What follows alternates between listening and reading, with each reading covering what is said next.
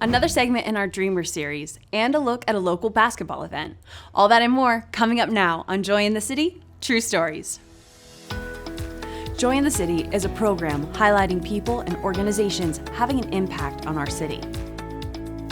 All too often, we hear about the problems and dysfunction in our culture, but we are coming with a different approach as we take a look at the good things going on right here in our community. I'm Lindsay Irvin, and you're about to see what God is doing in our city. Tyler Magahe, a local physical therapist, shared with us his story and how working toward a dream inspired him to do what he's doing today. Listen as he shares his story. So Tyler, we brought you on today to talk about a big dream discussion. And so I want you to start just by telling me exactly what you do for a living, because It's interesting. Yeah, so I am a physical therapist. I opened up a practice earlier this year in January in Altoona, and I do all one-on-one personalized physical therapy. So what makes me different from other providers is I work mostly outside of the insurance realm. I knew coming up through school that seeing how the profession was going in some ways in busier clinics and having people pushed in and out the door, that I did not want to do that. So ultimately, my vision was to create a place where I could really get to know my patients a little bit more intimately, give them more of my attention. So I work with a lot of active adults and athletes to get back from pain and injuries to doing what they love. And like I said, I spend a full hour with all my patients one-on-one for each of their appointments, and kind of takes the focus off of the busyness and kind of pushing people in and out the door, and allows me to really create a plan of care that is specific to them and what they want to get back to. So I think the uniqueness about this is that you're solo. Yeah. You're not in with a group. Yeah.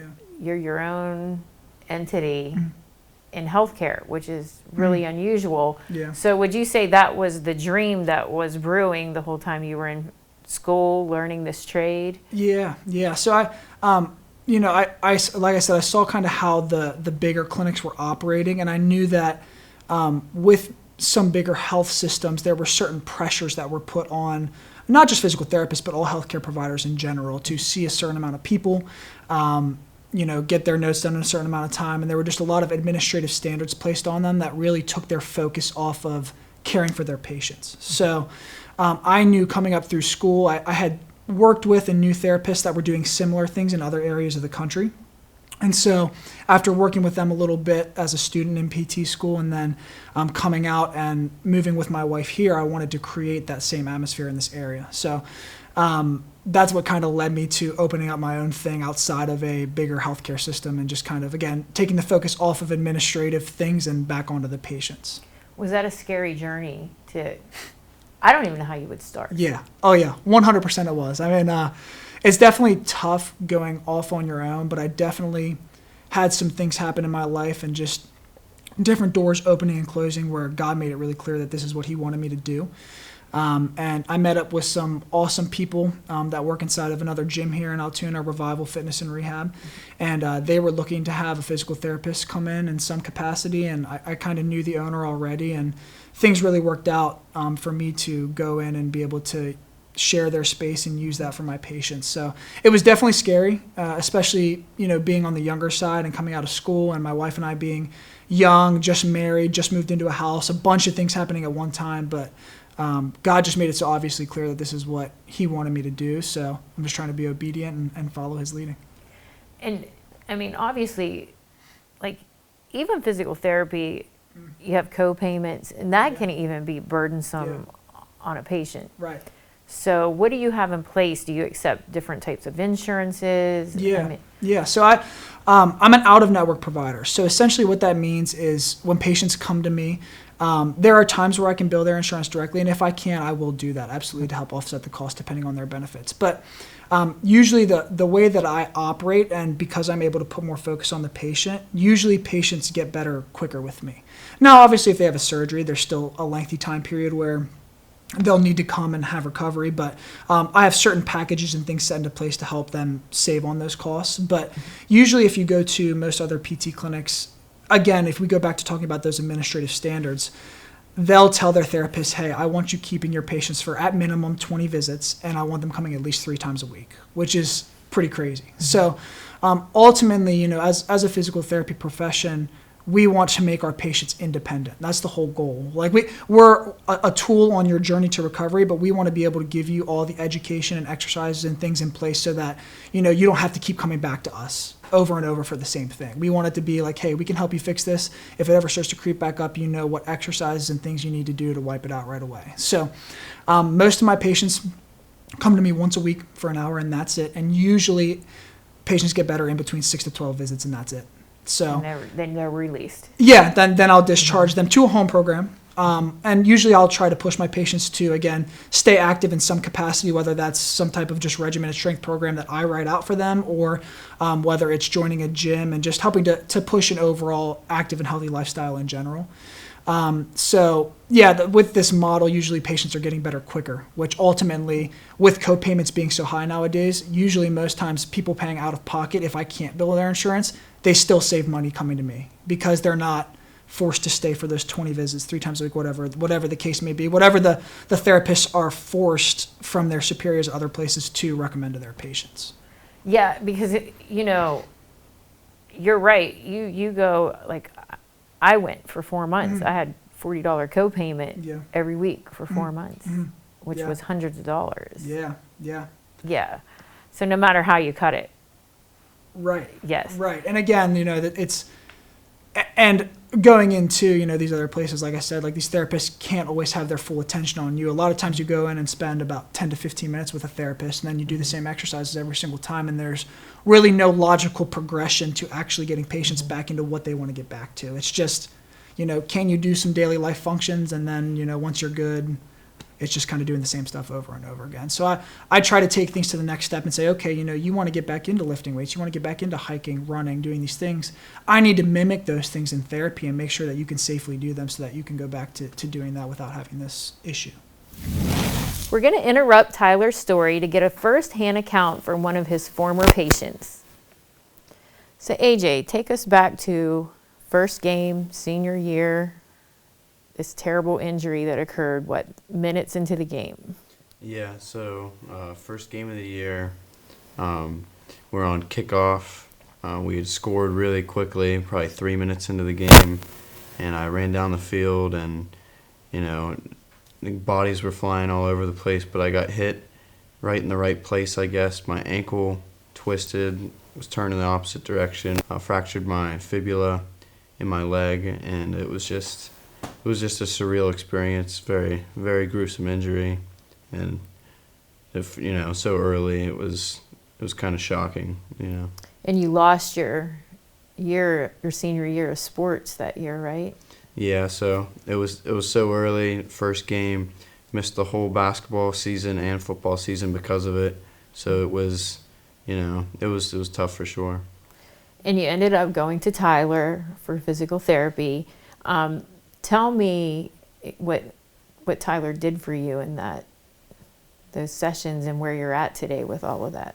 Yeah, so he reached out right away after he saw that I got hurt, and then he said, as soon as you're able to, we'll get you in. And so I was like, all right, that sounds good. And so, you know, it started from the very beginning, very, you know, sports-specific stuff to get back to where I was athletically. And it's not just like basic physical therapy where you're, you know, stretching and doing different exercises to, you know, help heal and get back. It's really pushing the limits and getting to where you can get back and even improve athletically from where you were prior to the injury. How do you feel about where you're at today with that injury?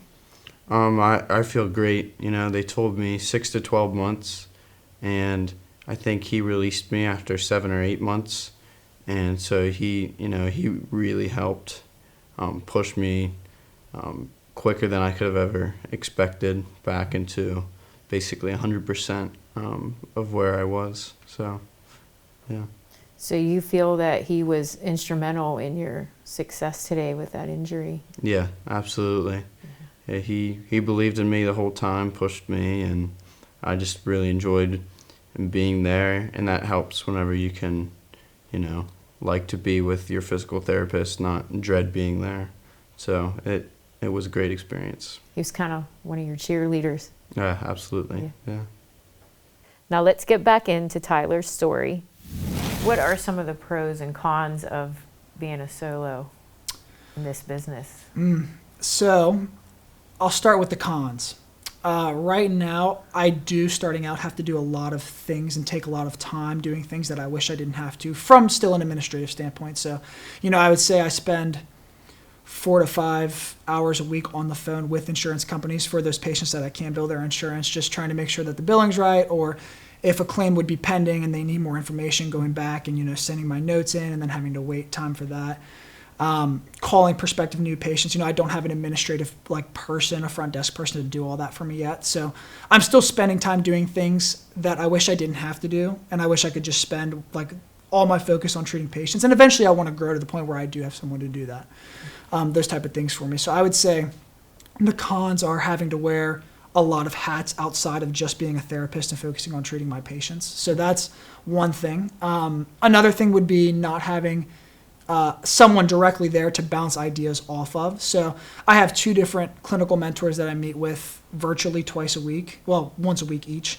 And we'll go over, my caseload, how my patients are doing, and they'll give me recommendations for certain things and aspects of their treatment, things to add in, things to focus on, so that I'm still getting some guidance. But the gym that I'm inside of, the other 2 guys that are there and the other female that is there, they're all personal trainers, so they're not physical therapists, and they don't focus as much on the rehab side of things. So I'm just continuing to still make sure I'm diligent about getting that mentorship and guidance that I need, because, if you go anywhere else and you're with other therapists, you have people right there to say, hey, this is working really well, or this isn't working really well. Do you have any recommendations on things to do? So I don't have that right now.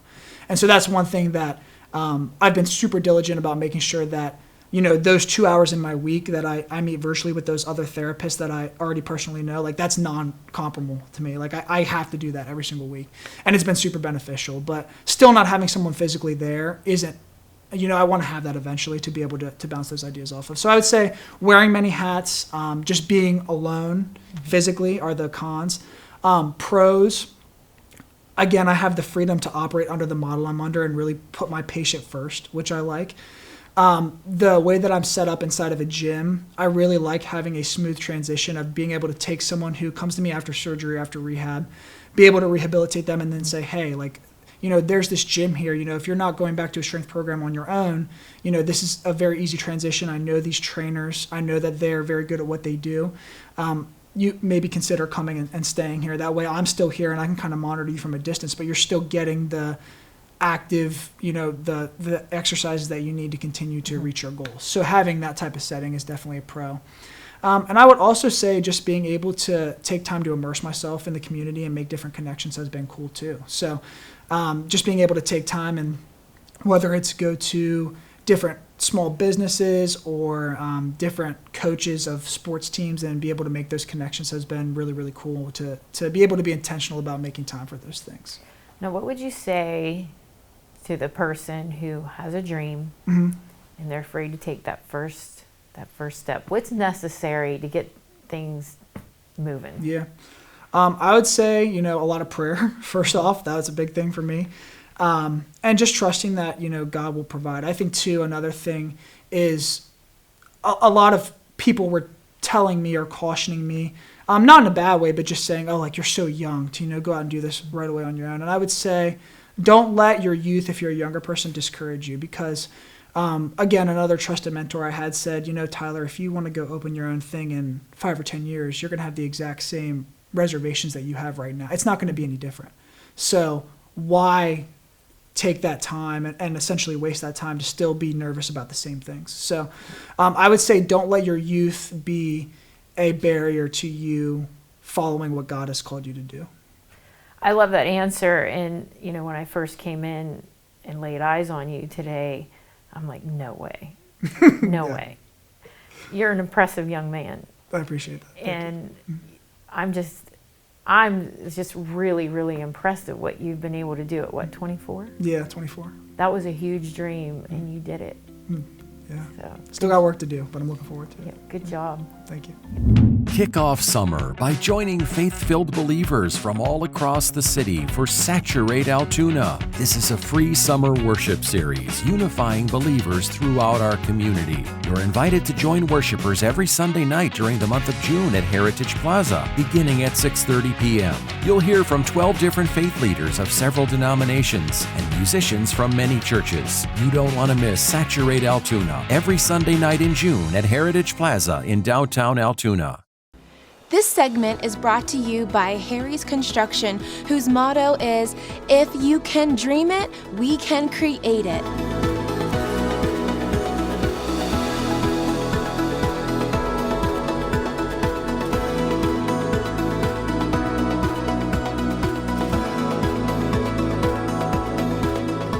They are the kitchen and bath design experts, so call Harry's Construction for all your remodeling needs.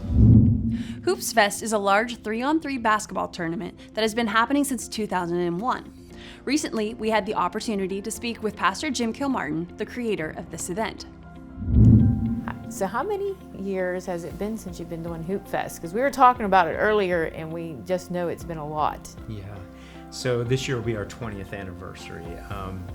The 2 years of COVID kind of threw everything off, but we're really excited because doing it for that long, we weren't quite sure if we were going to continue, if it was going to make it through or not, but being able to pull the trigger and do it this year, we're pretty excited about it. So take me on the journey of how it started and how it's progressed through the years. Sure, yeah. So Joshua House, the youth organization that we started in Tyrone, we were sitting together, a group of us, and I just said, hey, why don't we do a 3-on-3 tournament? It would be a great event for the community, and we pulled it together, and there was about 14 teams that showed up, and I think 7 of them were our own folks to try to make it happen.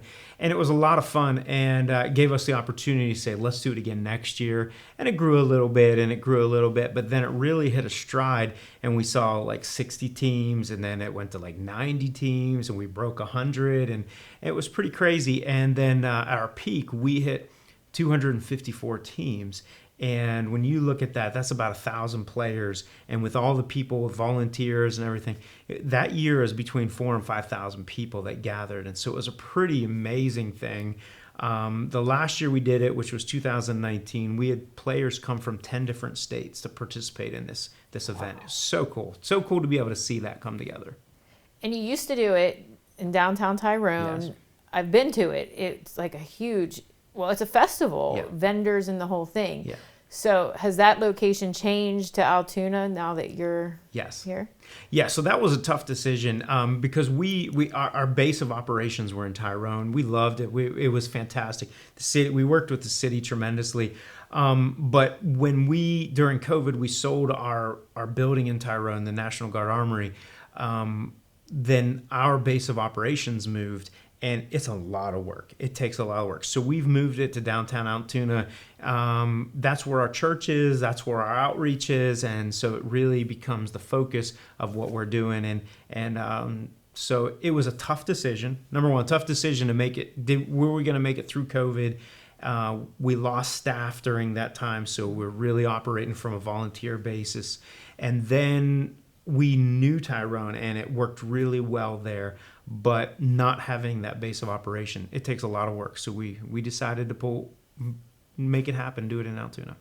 What area are you going to be setting this up? Is it the whole downtown area? Yeah, so we're going to be doing it on 12th Avenue. So 12th Avenue is that main strip that comes through. We'll be using the parking lots that are adjacent from Penn State Altoona. And that's where our focus is going to be. And it is called Hoopsfest. We want it to be more of a festival idea. We got vendors there. We got kids activities. We call it the Kids Zone. And so we'll be using multiple spots for that as well. But we're not breaching down towards Heritage Plaza. We're not going down to 11th Street or 11th Avenue. Was the city of Altoona pretty cooperative in your endeavors? Because it's huge and it takes up a lot of space. Yeah. So far, the city is super excited. They're so embracing of good activities in the downtown, and so between the mayor and city hall and the police department, they've been extremely excited. And now we're working with the different businesses that are down there to let them know, and then also say get involved, get it. And I talked to a couple of the churches as well, and I really encourage them sell some stuff. Let your youth group get out there, and if you're going to have thousands of people there, it's a great opportunity to be a fundraiser for their different events that they would have. Absolutely. Now, because of the whole COVID shutdown for 2 years, you didn't have it. Are you right back up to 250 some teams, or has there been a drop off?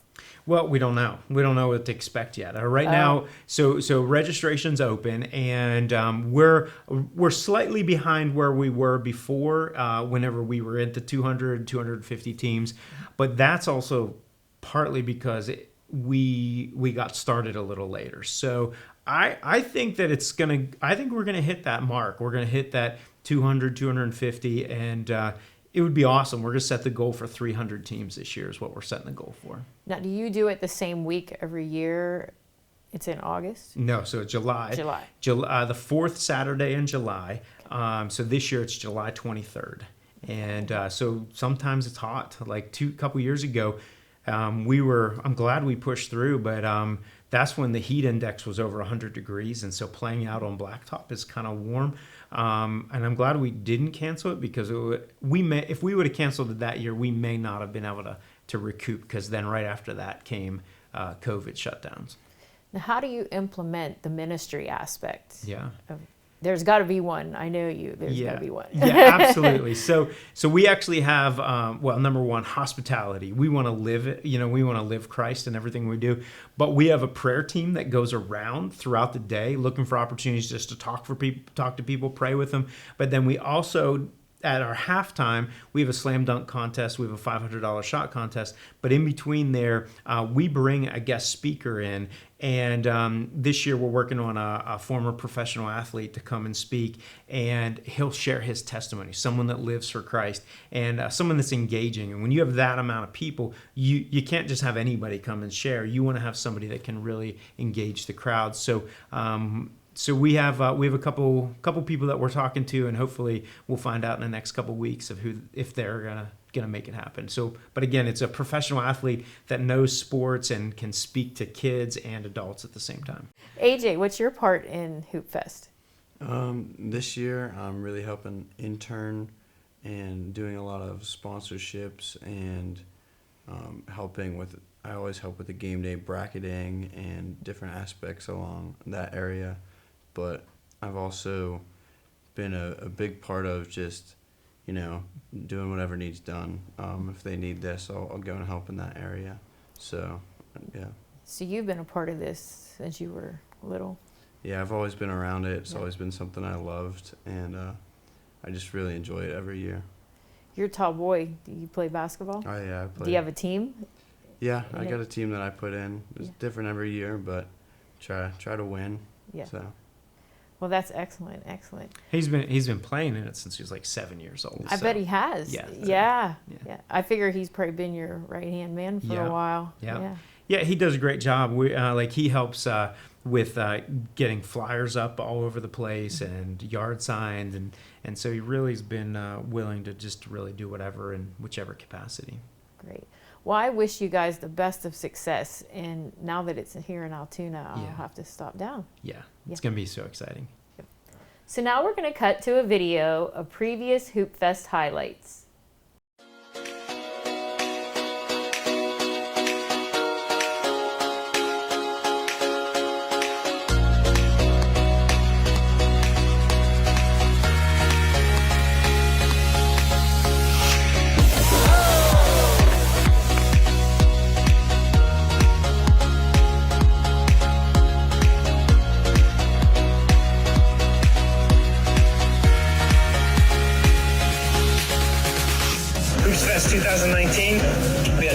115 teams, so well over 800 players, pushing that 850 mark. It takes us, 150 plus volunteers to make this happen.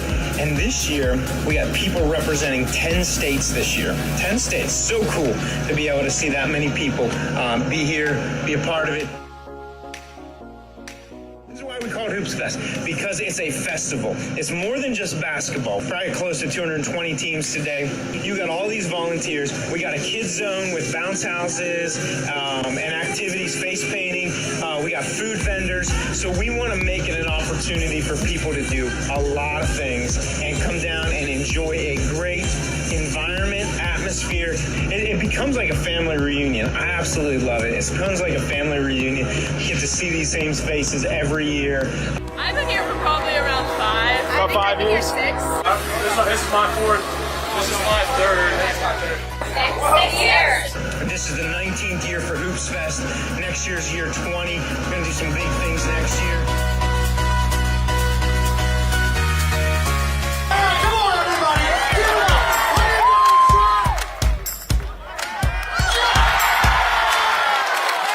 Give it up for Sai.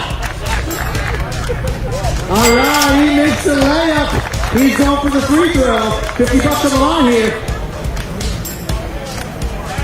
Oh, nothing but net. Hey, listen, you got a decision to make.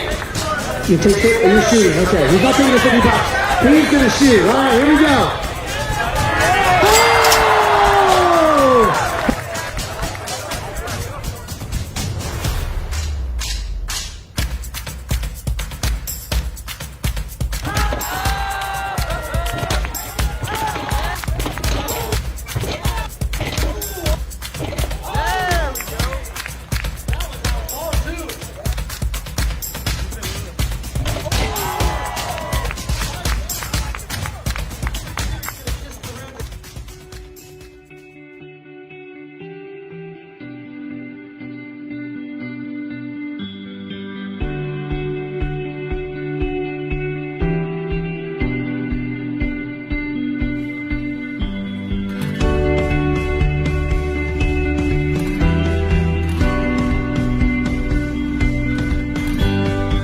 First year as a team? Yeah, so it's sort of a dynasty. Some close. Get it down the ground. Super team, dynasty.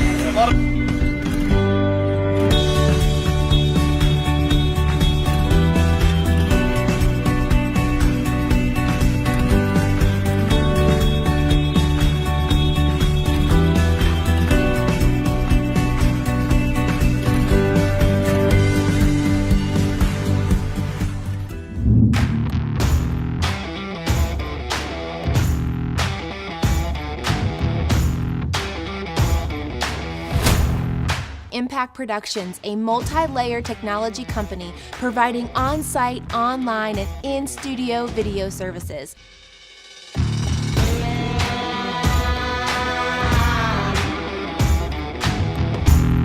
Contact Impact Productions to capture your story. That's all the time we have today. Thanks for watching Joy in the City, True Stories. Let me encourage you to watch other episodes of people and organizations having an impact on our community on ABC 23 at 5:30 a.m. and 12:30 p.m. every Sunday. You can also catch us each week on our Facebook page and YouTube channel. Until then, be encouraged, because God is moving in our city.